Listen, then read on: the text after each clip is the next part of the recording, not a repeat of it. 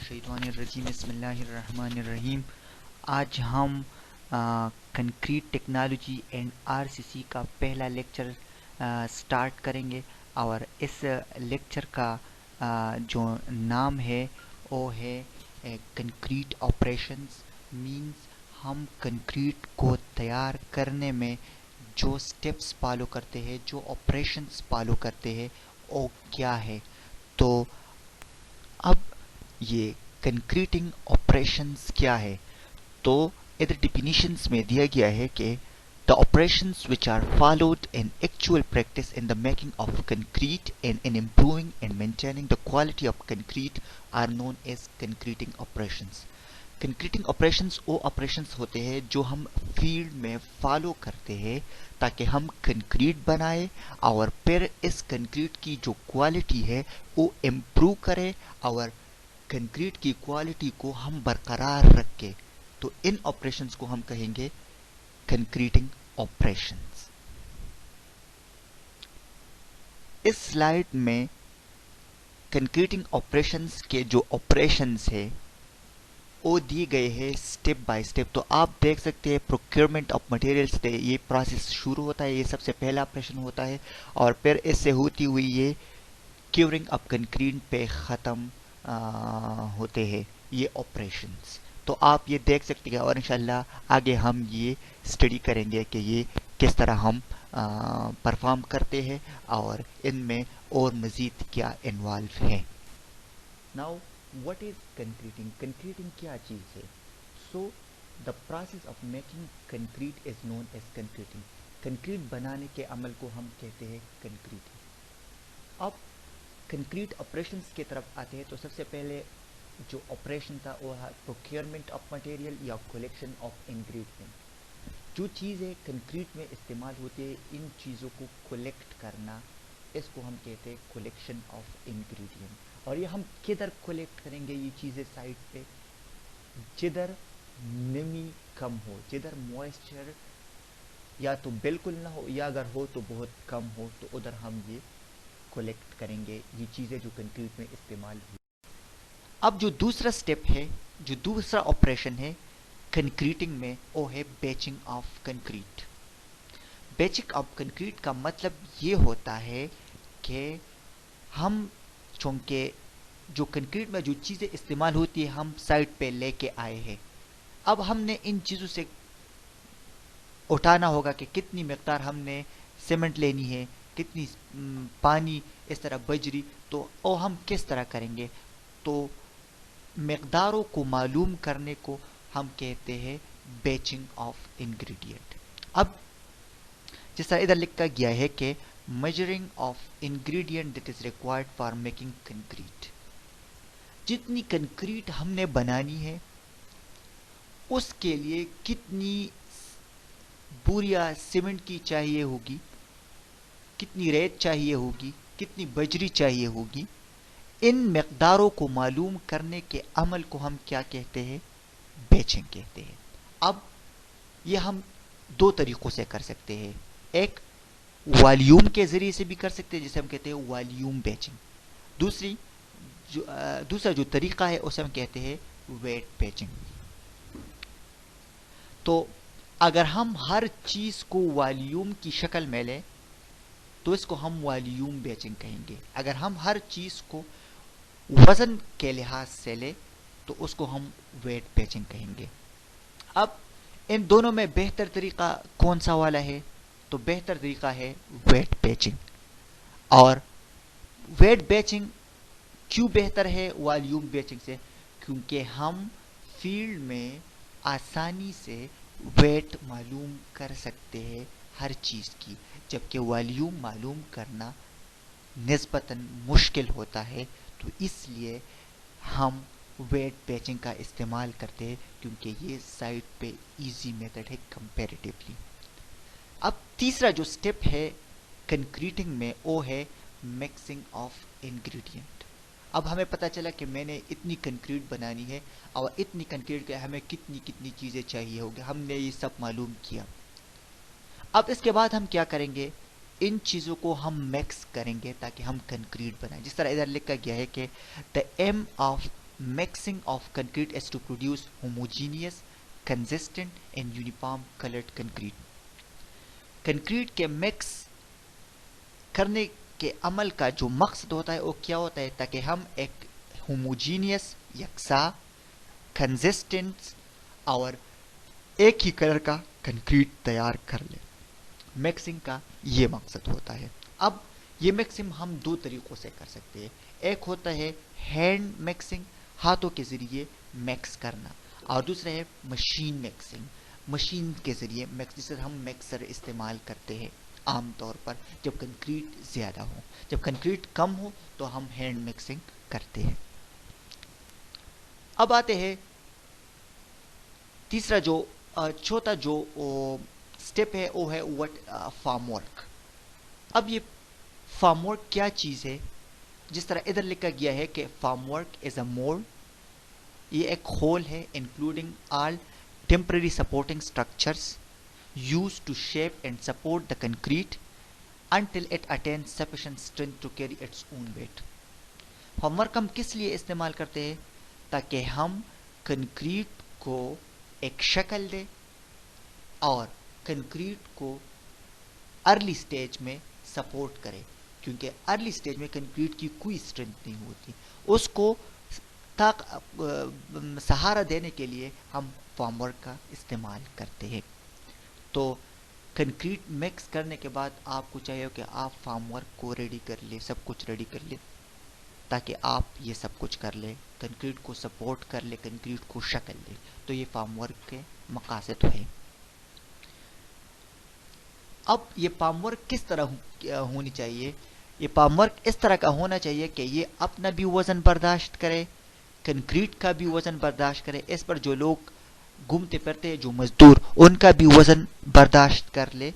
तो ये आपने इंश्योर करना। ऐसा ना हो कि फॉर्मवर्क कंक्रीट की तो बर्दाश्त करे, लेकिन उसके ऊपर अगर आप एक्स्ट्रा लोड डालें, मज़ीद लोड डालें और उसकी वजह से और गिर न जाए, तो आपने ये इंश्योर करना होगा कि फॉर्मवर्क मजबूत हो। अब आते हैं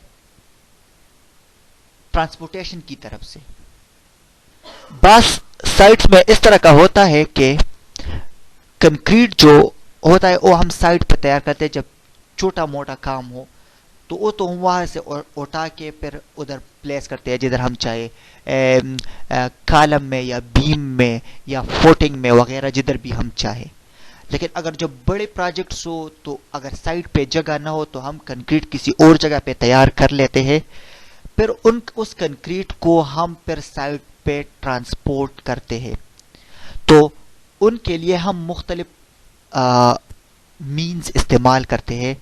इनमें सबसे पहले motor pen, wheel baro, truck mixer and dumper, crane, bucket and रूपवे, belt conveyors, चूट्स, skip and hoist, transit mixer, pump and pipeline, helicopter etc. ये हम यूज़ करते हैं ट्रांसपोर्टेशन ऑफ कंक्रीट के लिए। अब इंशाल्लाह हम आगे इंशाल्लाह इनको फर्दर एक्सप्लेन करेंगे कि किस तरह के काम करते हैं और किस तरह हम इनको यूज़ करेंगे, लेकिन ये जस्ट इन इंट्रोडक्शन है।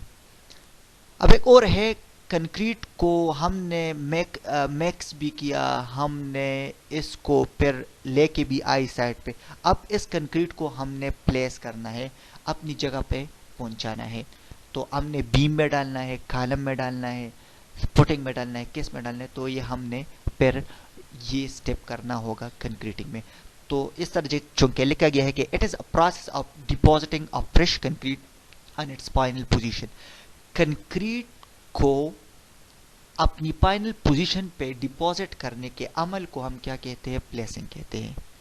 इधर लिखा गया कि before placing concrete formwork must be check for its rigidity and cleanness. Concrete place करने से पहले आपने ये इंश्योर करना होगा कि ये फॉर्मवर्क जो है आया ये मजबूत है, अपनी जगह पे खड़ी रह सकता है, खड़ा रह सकता है ये फॉर्मवर्क। दूसरी बात है कि फॉर्मवर्क क्लियर भी है कि नहीं है। फिर concrete should not be dropped from height as it causes segregation or piled up in heaps. Concrete को आपने ऊंचाई से नहीं गिराना। ये زیادہ سے زیادہ اونچائی کتنی ہو سکتی ہے؟ 10 سینٹی میٹر. 10 سینٹی میٹر سے زیادہ آپ نے اونچائی سے کنکریٹ کو نہیں گرانا. اگر آپ اونچائی سے کنکریٹ کو گراؤ گے تو کنکریٹ میں سیگریگیشن کی پرابلم کاز ہوگی اور کنکریٹ اسٹرینتھ لوز کرے گا. سو آپ نے انشور کرنا ہے کہ کنکریٹ آپ اونچائی سے نہ گرائے. اس کے بعد ہے the wheelbarrow or vibrating needle should not be allowed to run over the placed concrete. اچھا آپ نے یہ الاف نہیں کرنا جو ویل بیرو ہوتی ہے یا وائبریٹنگ نیڈل ہوتی ہے تو کہ وہ کنکریٹ جدھر ہم نے پلیس کرنا ہے اس پہ نہ اس جگہ پہ آپ نے ان کو الاف نہیں کرنا ہے جدھر آپ نے کنکریٹ ڈالنی ہے. اب ایک اور سٹیپ ہے کنکریٹنگ میں، وہ ہے کمپیکشن آف کنکریٹ. کنکریٹ تو آپ نے ڈال دی بیم میں ہو یا چاہے کالم میں ہو سلیب میں ہو. اب اس کے بعد پلیسنگ تو ہو گئی، پلیسنگ کے بعد ایک اور سٹیپ ہے کمپیکشن. آپ نے کنکریٹ کو کمپیکٹ کرنا ہوگا تاکہ وہ زیادہ سے زیادہ اسٹرینتھ حاصل کرے اور پرمیبلٹی اس کی کم ہو، ان میں وائڈس کی مقدار کم رہے. تو ادھر ہے کہ reducing the air voids that is present in freshly mixed concrete at the time of placing and make the concrete dense. تو کمپیکشن کا یہی ہوتا ہے کہ ہم ان سے ایئر وائڈس کو ہٹائے. ایئر وائڈس جب ہٹائے تو جب ایئر وائڈس ہم ہٹائیں گے تو اس کی ڈینسٹی کیا ہوگی؟ بڑھے گی. تو کمپیکشن کا ہمارا یہی مقصد ہوتا ہے. اب ہم کمپیکشن دو طریقوں سے کرتے ہیں. ایک ہوتا ہے ٹیمپنگ راڈ سے جس طرح آپ لوگ سلم ٹیسٹ میں کیا کرتے تھے. دوسری جو ہے وائبریٹنگ وائبریٹر ہوتے ہیں، نیڈل وائبریٹر وغیرہ ہم یوز کرتے ہیں، وائبریٹنگ ٹیبل. اچھا کمپیکشن کے بعد ایک اور سے فنشنگ آف کنکریٹ. کنکریٹ تو آپ نے کمپیکٹ کیا، اب آپ نے اس کی جو سطح ہے اس کو بھی ہموار کرنا ہوگا. تو آپ اس کو ہم کیا کہتے ہیں؟ فنشنگ کہتے ہیں. تو اسے اس کیا ہے؟ Process of levelling smoothing compacting of freshly and recently placed concrete to provide desired appearance. جو شکل جو اپیرنس ہم چاہتے اس کو حاصل کرنے کے لیے ہم کیا کہتے ہیں؟ جو لیولنگ کرتے ہیں، جو اسموتھنگ کرتے ہیں، جو کمپیکشن کرتے ہیں، اس عمل کو ہم کیا کہتے ہیں؟ فنشنگ آف کنکریٹ کہتے ہیں. اب ہم یہ فنشنگ کس طرح کریں گے؟ جو ڈیزائرڈ اپیرنس ہے وہ ہم کس طرح اچیو کریں گے؟ لیولنگ کس طرح کریں گے؟ کمپیکشن کس طرح کریں گے؟ یہ ہم دو طریقوں سے کرتے ہیں. ایک ہے اسکریڈنگ، دوسرا جو طریقہ ہے ٹرالنگ. ان دو طریقوں سے ہم فنشنگ آف کنکریٹ کرتے ہیں جو ہم انشاءاللہ مزید ایکسپلین کریں گے. اب جب ہم نے یہ سب کچھ کیا، پلیسنگ ہو گئی، کمپیکشن ہو گئی، فنشنگ ہو گئی، سب کچھ ہو گیا، اس کے بعد جو سب سے لاسٹ اسٹیپ ہوتا ہے وہ ہے curing of concrete. Curing of concrete مطلب یہ ہے کہ کنکریٹ کی جو درجہ حرارت ہوتی ہے اس کو برقرار رکھنا اور کنکریٹ کو پانی دینا تاکہ اس میں جو عمل ہوتا ہے ہائیڈریشن اس کو اچھی طرح سے پانی مل جائے، کیونکہ ہائیڈریشن میں تو پانی استعمال ہوتا ہے. اگر آپ پانی نہیں ہو تو اس میں ہائیڈریشن نہیں ہوگی. جب ہائیڈریشن نہیں ہوگی تو کنکریٹ اسٹرینتھ نہیں پکڑے گا. تو اسٹرینتھ پکڑنے کے لیے، مضبوط بنانے کے لیے آپ نے کنکریٹ کو پانی دینا ہوگا. اگر آپ اس کو پانی دیں تو ان میں سکڑاؤ آئے گی، پر اس میں کریکس پڑیں گے، تو آپ نے اس لیے بھی ان کو پانی دینا ہوگا. جس طرح ادھر لکھا گیا تھا operation of maintaining temperature of freshly placed concrete. جو فریشلی پلیسڈ کنکریٹ ہو، تازہ کنکریٹ ہو، اس کی ٹمپریچر کو برقرار رکھنے کے لیے ہم جو عمل کرتے ہیں اس کو ہم کہتے ہیں کیورنگ آف کنکریٹ. کنکریٹ کی جس طرح ہم نے پہلے بھی ایکسپلین کیا، آبجیکٹیوز کیا ہے؟ ویدر ریزسٹنگ کوالٹی مینز تاکہ گرمی، سردی، بارش وغیرہ جو بھی ہو اس کو نقصان نہ پہنچائے اور یہ اس کے اگینسٹ ریزسٹنس اچھی طرح سے پرووائڈ کرے.